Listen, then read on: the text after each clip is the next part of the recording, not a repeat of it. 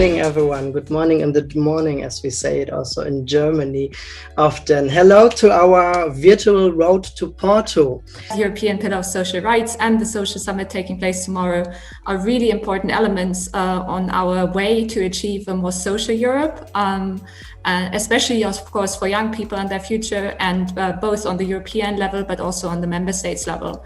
And both these dimensions we want to address today in our event, as we will start from a more European perspective and then move on to the national point of views.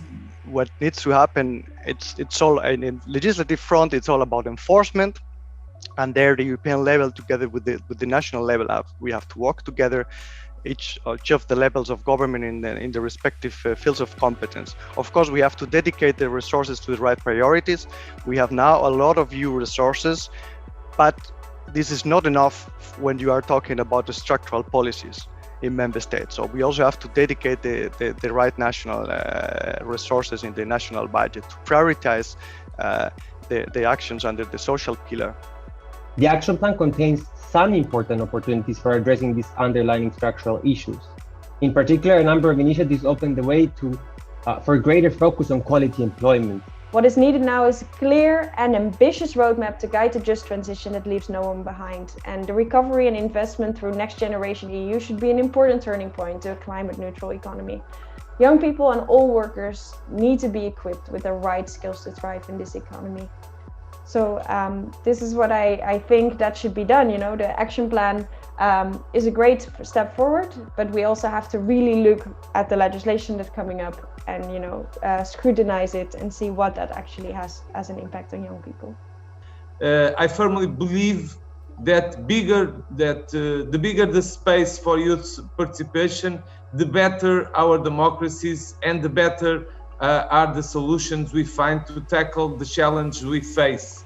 I'm glad to be the ambassador of this event to the summit, and I will make sure to share the outcomes with my colleagues from the government and also through the networks of our presidency. So it's not all about one person, it's all about mutual support, to understanding that what you're going through is not only you, and make a group force. That's really good for to empower yourself collectively and individually. We see the Social Summit as a great opportunity to provide a framework for EU institutions, member states, and also social partners to tackle what we understand as a systemic problems that need to concrete policies. Social rights are actually a great achievement of Europe. And at the same time, we can use it as a competitive advantage. But of course, we will work on it if we will be able to implement it. And without young people, I don't see that social rights will be preserved in the future. We need to have in front of us the green recovery, of course. So when talking about recovery, we will have to take into account that we will need to also finance, or well, not just finance, but also focus on having more green jobs.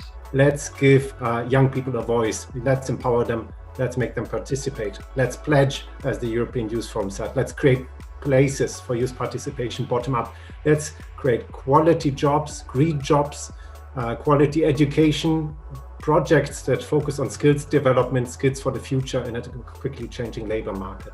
I want to thank all of the panelists for your great input, your time. I think it was very enriching, and I hope we will see tomorrow during the Social Summit also the discussion and some of the actions very, very soon.